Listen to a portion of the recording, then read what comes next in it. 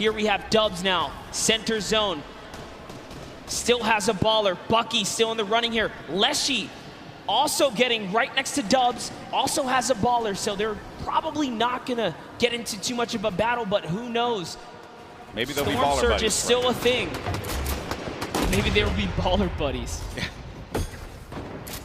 Maybe. But you're right, though, about the Storm Surge. You really are, because if you're not putting in damage, 0 eliminations for Leshy right now. How many fights has he actually gotten into? Someone's going to be above. There's Dubs. Minigun. That minigun goes right through your builds. Very powerful against structures. Dubs, only with 2 eliminations, is actually the match leader, and that's because he's just pinging other players. Yes, just damage leader. And we just talked about Storm Surge. That's why you want to be proactive. You want to shoot at anything that moves. Because realistically, you don't know when you're going to find yourself in that precarious situation where you have to push someone like pretty much with, without wanting to. And we were talking about this before we jumped on the cast. I think it was Zayt we were discussing. He was really good at not putting himself in a position, but still to get hurt, but still take shots. And Benji Fishy against Storm. First elim for him there. Saw that he put the trap above his head through the window edit, opens it up and hits him with the pump. Now we're on his perspective. But as we were mentioning before, sometimes from a safe position, go for the shots.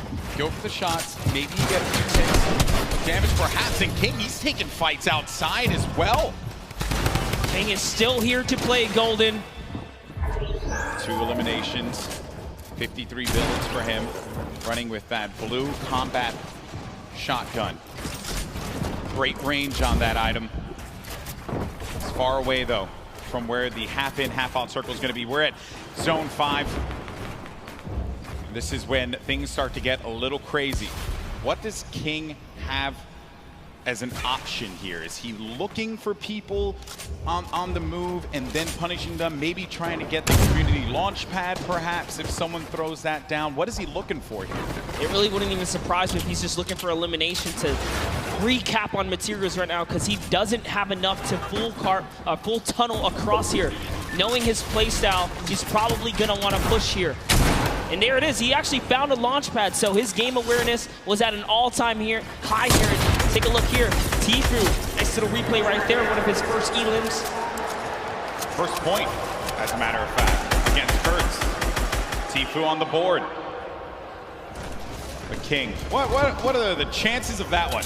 Yeah, the good old community launch pad right there. Great neighbors. Paying attention to what's going on here. And Tfue make a big comeback for himself here. Little concerned about that player who had edited out. And Tfue did have the mark on him. That guy though, you hate that one. When you just get focused on so much. You're out and about trying your best to stay up in this game. And then everyone looks at you, and then Tfue again, he's doing damage, but he's not getting the elimination. Other people are siphoning those away from him. Yes, Prisionero was just snatched from him. That's another point that unfortunately does not go his way here. He does have some shadow bombs though, so he will be able to make it to this next zone. He decides that he's close enough to try and tarp in, but now he becomes the target of the server because he's only building in wood here. People can take note of the structures being used. That will give you an indication as to where they are currently. A lot of players do build around 2-box metal, perhaps. Metal, the strongest structure. In case you're wondering, maybe you're watching for the first time, wondering what's going on here. Your Game 3 winner, Dubs. 2 eliminations, still has that baller, but it is a very weak baller. I mean, look at that thing, it is cracked up. Not only that, he doesn't have health either. He is very, very weak here. He has tons of materials though. He just has to play for placement to continue to hold this lead that he has right now on the competition. King gets taken out by Mongraal, unfortunately, right there, and Bugga is still in the running here as he catches Flexi, and the kill feed is lighting up right now as players are dropping, and we're approaching placement points finally here. We're getting very close to it, Monster. Once we hit 25th place, everyone's going to start to earn some points. Right at the side of your screen, 3 points for everyone still alive, but Dubs, and we mentioned it,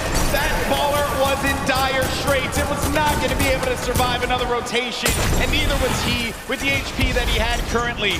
Then the rotations, everyone's starting to move here. They have some shadow bombs. They're going to use those and get to the other side, get to the safe area, build around and protect themselves, and hope that they can continue to gain more placements as we take a look at the overhead. That's right, and he was holding his breath because he needed to get that top 25. He didn't break it through in time.